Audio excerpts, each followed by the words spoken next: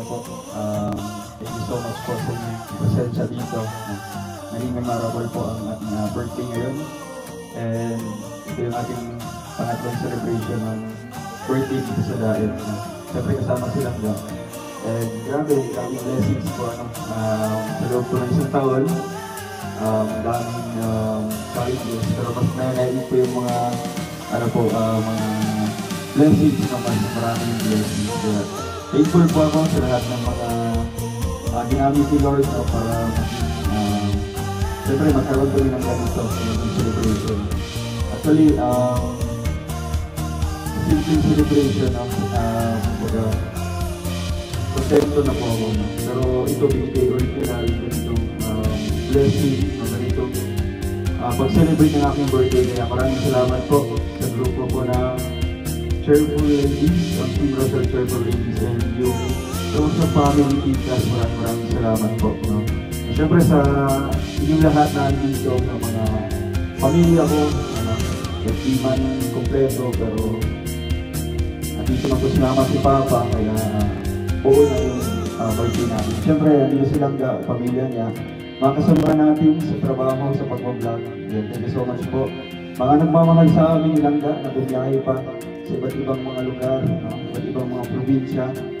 Naglaan pa ng oras, pagod, pera, at Maria Brando, salamat po sa patuloy. Para yung magpunta ngayon, maraming salamat po.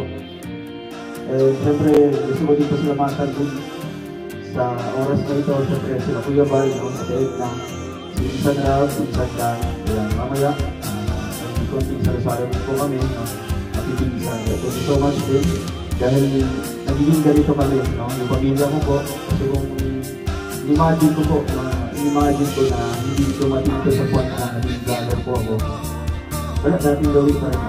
Medyo mahirapan po sa ganitong sistema po ng buhay. Pero may vlogging, i-introduce sa akin. Kaya nagkaroon tayo ng opportunity na mabago po ang buhay po namin. Kaya lahat po yung credit po lahat sa Diyos.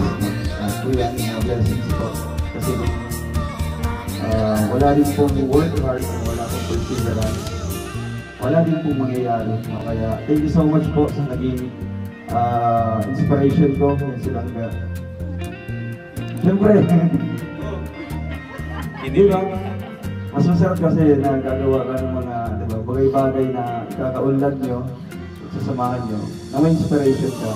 Kaya salamat ako sa presensya nilang na tumating sa buhay ko kasi magsalo ako ng sumigap, kaya gusto ko i-try ng iba't ibang mga ways na paano tayo mas makikilala pa, kasi ito naging challenge sa atin, naging solo community tayo, isang malaking hamon sa atin kasi nga po, may mga doubt kami sa sarili, hindi ko pa talaga tayo i-handle yung community na ito, pero sa tulong din po ng mga nakapaligid sa atin, naniniwala sa atin na tayo kaya andito tayo ngayon, may mga plano pa. And syempre, hindi tayo makalimot sa ginagawa natin. Always ka, habang buhay yan natin. Utang na loob po ng mga blessings. Hindi man natin mabubayaran po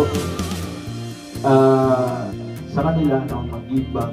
Syempre, ang gagawin po natin para makapag-payback tayo sa kanila is itutulong din natin sa iba. Kumbaga, mukhang domino effect na ang mangyayari. Tinulungan ako at ako na mismo yung tutulong po nung kahit kanino po. Kaya yun po ang kumbaga give back natin sa kanila. Kaya thank you so much po sa inyong pagpunta dito. Although kahit anong oras na po ang usapan ito, alas 8, pero syempre sa nag-effort, sa lahat ng mga nag-decorate dito, maraming salamat. Ayan, kay Angeli Vlogs. Panoorin niyo po yung paano niya ito ginawa, yung napagandang backdraft natin, Siyempre sa mga tarpaulin, salamat po sa mga pagkain na dito, kay Raming Cake po, Kahit isang cake lang, sakto na yun sa amin, Lahat-lahat po, maraming salamat po. Dito naman po tayo sa amin, celebration po sa amin, first year anniversary. Sobrang dami pong struggles, challenges, circumstances po na dumating sa amin for the whole year. Pero still po, mas pinipili pa rin namin yung bawat isa.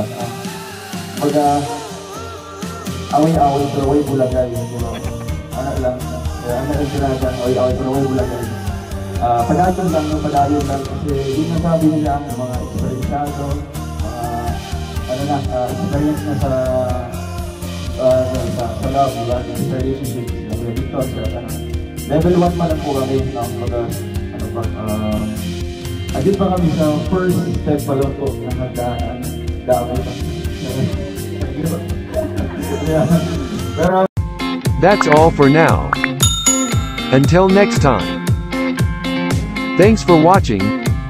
And don't forget to like, subscribe, and share.